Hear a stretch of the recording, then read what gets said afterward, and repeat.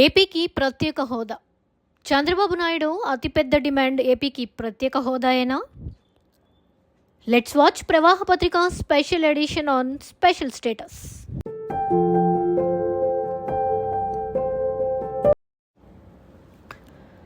ప్రత్యేక హోదా. ఆంధ్రప్రదేశ్కు ప్రత్యేక హోదా దాదాపు 10 సంవత్సరాల కల. ఎంత కృషి చేసినా కల కలగానే మిగిలిపోయింది. ప్రత్యేక హోదా వలన అనేక ప్రయోజనాలు చేకూరుతాయి. అయితే దీనికి ఆంధ్రప్రదేశ్ ఒక్కటే మినహాయింపు కాదు. దేశంలో ఇంకా అనేక రాష్ట్రాలు స్పెషల్ స్టేటస్ల కోసం పోరాటం చేస్తూనే ఉన్నాయి. అయితే ఆంధ్రప్రదేశ్ విషయానికి వస్తే ఆంధ్రప్రదేశ్లో అత్యధిక మెజారిటీతో Chandrababu and team గెలవడంతో Apna time ఆయేగా లాగా బాబు చక్రం తిప్పే టైం వచ్చింది. The special status. 2014-18లో ప్రత్యేక హోదా కోసం చంద్రబాబు నాయుడు గతంలో చేసిన ప్రయత్నం విఫలమైంది. ఆ తర్వాత జరిగిన 2019 రాష్ట్ర ఎన్నికలలో బాబు ఘోరమైన ఓటమిని చవిచూశారు. ఈసారి లెక్క భిన్నంగా ఉంది. లోక్సభలో బీజేపీకి సంఖ్యాబలం తక్కువగా ఉంది మరియు బాబుపై ఆధారపడాల్సిన పరిస్థితి ఉంది.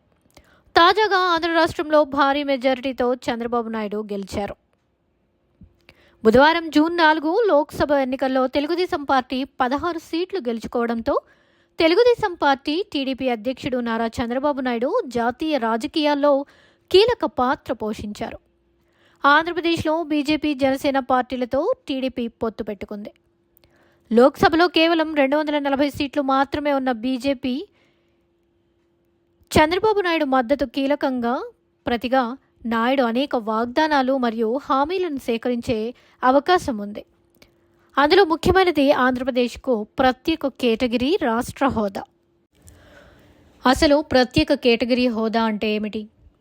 1969లో భారతదేశం యొక్క 5వ ఫైనాన్స్ కమిషన్ కొన్ని రాష్ట్రాలు చారిత్రక, ఆర్థిక లేదా భౌగోళిక ప్రతికూలతలను ఎదుర్కొన్నట్లయితే వారి అభివృద్ధి మరియు వేగవంతమైన వృద్ధిలో వారికి సహాయపడడానికి ప్రత్యేక హోదా యొక్క యంత్రాంగాన్ని ప్రవేశపెట్టింది.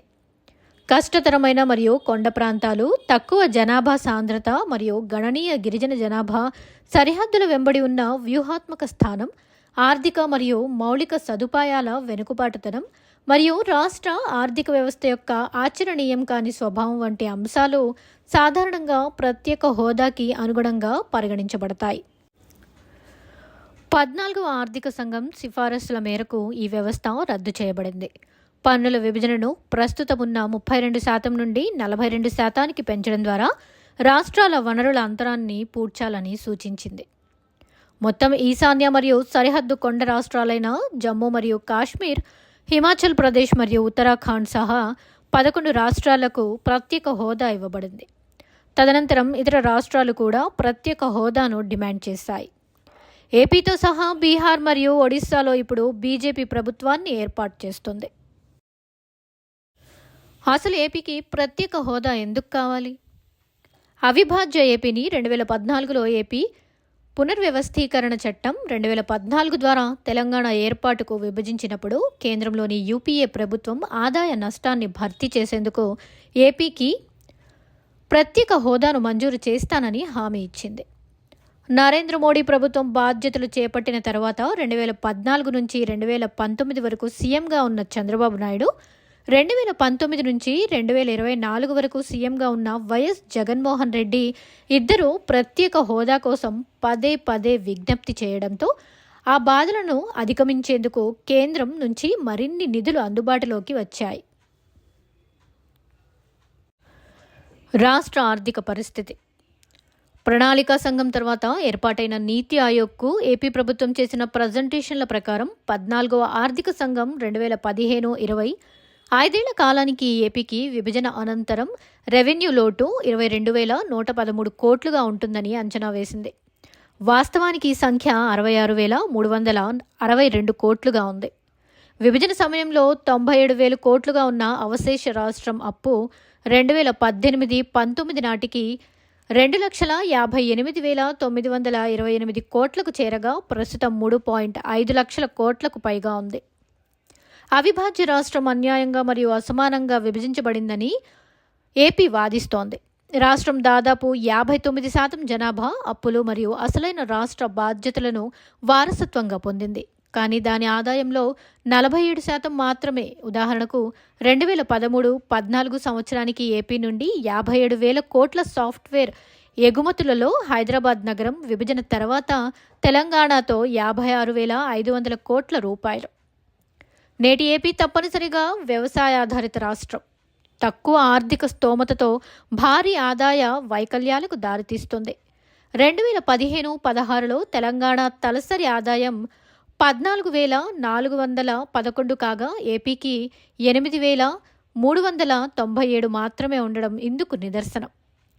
ఏపీ ప్రభుత్వం ప్రకారం విభజనకు ముందస్తు షరతుగా 5 ఏళ్ల కాలానికి ప్రత్యేక హోదాను మంజూరు చేయబడుతుందని మరియు అవశేష రాష్ట్రానికి అనేక సంఖ్యల ద్వారా తగిన పరిహారం అందజేస్తామని యూపీఏ దేశానికి మరియు ముఖ్యంగా ఏపీ ప్రజలకు హామీ ఇచ్చింది. ఏపీకి ప్రత్యేక హోదా వలన లాభాలేమిటి? ప్రత్యేక హోదా అంటే కేంద్రం నుండి రాష్ట్ర ప్రభుత్వానికి అధిక గ్రాంట్ ఇన్ ఎయిడ్. ఉదాహరణకు ప్రత్యేక కేటగిరీ రాష్ట్రాలకు తలసరి గ్రాంట్లు సంవత్సరానికి 5,573 కోట్లు కాగా ఏపీకి కేవలం 3,428 కోట్లు మాత్రమే అందుతున్నాయి. ప్రత్యేక హోదా రాష్ట్రాలు ఆదాయపు పన్ను మినహాయింపులు, కస్టమ్ డ్యూటీ మినహాయింపులు, తగ్గిన ఎక్సైజ్ సుంకం, నిర్దిష్ట కాలానికి కార్పొరేట్ పన్ను మినహాయింపు, జీఎస్టీకి సంబంధించిన రాయితీలు మరియు మినహాయింపులు మరియు తక్కువ రాష్ట్ర మరియు కేంద్ర పన్నుల వంటి ప్రత్యేక పారిశ్రామిక ప్రోత్సాహకాలను పొందుతాయి. కేంద్రం 90% వరకు కేంద్ర పథకాలను నిధులు సమకూరుస్తుంది. కానీ ప్రత్యేక హోదా రాష్ట్రాలలో 70% ఉంటుంది. ప్రధానంగా వ్యవసాయాధారిత రాష్ట్రం వేగవంతమైన పారిశ్రామికీకరణకు ఇటువంటి ప్రత్యేక ప్రోత్సాహకాలు చాలా కీలకమని, యువతకు ఉపాధి అవకాశాలు మెరుగుపడతాయని, రాష్ట్ర సమగ్రాభివృద్ధికి దారితీస్తుందని ఏపీ ప్రభుత్వాలు వాదించాయి. ప్రత్యేక హోదా మంజూరు చేయడం వల్ల స్పెషాలిటీ ఆసుపత్రులు, 5 స్టార్ హోటళ్లు, తయారీ పరిశ్రమలు, ఐటీ వంటి అధిక విలువైన సేవా పరిశ్రమలు మరియు ఉన్నత విద్య మరియు పరిశోధనలకు సంబంధించిన ప్రధాన సంస్థలలో పెట్టుబడులను ప్రోత్సహిస్తుందని ఏపీ వాదించింది. కేంద్రంతో ప్రత్యేక హోదా డిమాండ్పై ఒత్తిడి తెచ్చేందుకు ఏపీ ప్రభుత్వం ఏం చేసింది? చంద్రబాబు నాయుడు ప్రత్యేక హోదా గురించి కృషి చేసినప్పటికీ కేంద్రంతో ప్రత్యేక హోదా డిమాండ్పై ఒప్పించడంలో విఫలమయ్యారు. మార్చి 2018లో తన అభ్యర్థనను వినడానికి కేంద్రం నిరాకరించడంపై వేదన వ్యక్తం చేస్తూ నాయుడు కేంద్రంలోని తన 2 మంత్రులు పి. అశోక్ గజపతిరాజు, వై. సత్యనారాయణ చౌదరిలకు రాజీనామా చేయవలసిందిగా కోరారు. ఎన్డీఏ మంత్రులను కలిసేందుకు తాను 29 సార్లు ఢిల్లీకి వెళ్లి ప్రత్యేక హోదా కోసం వెళ్లానని నాయుడు శాసనసభలో ప్రస్తావించినప్పుడు వైసీపీ ఎమ్మెల్యేలు హేళన చేశారు. ఎన్నికల ప్రచారంలో జగన్, టీడీపీ ప్రత్యేక హోదా పొందడంలో విఫలమయ్యారని విమర్శించారు.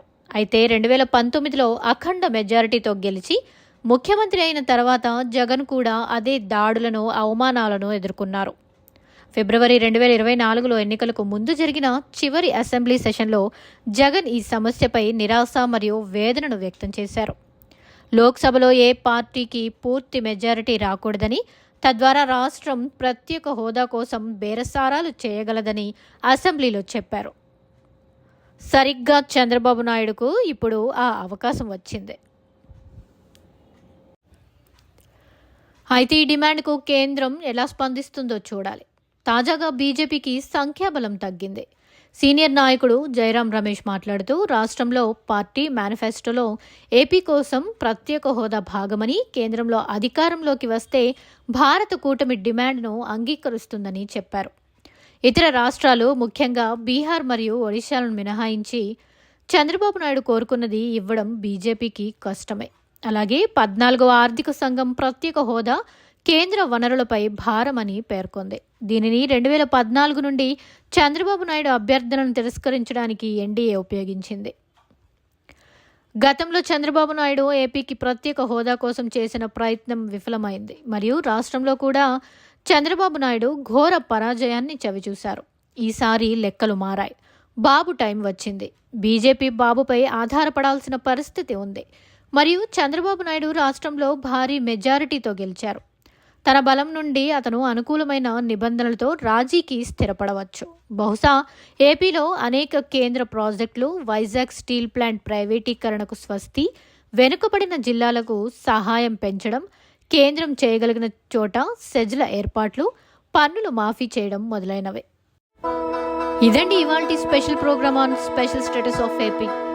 ప్రత్యేక హోదా వస్తే ఏపీ అభివృద్ధి ఏమాత్రం ఆగదని ఆకాంక్షిస్తూ ఇంతటితో సైనింగ్ అవుట్. మరియు రేపటి స్పెషల్ పొలిటికల్ ప్రోగ్రాంతో మీ ముందుకు వస్తుంది మీ ప్రవాహ పత్రిక నిజ వార్తా ప్రవాహిని.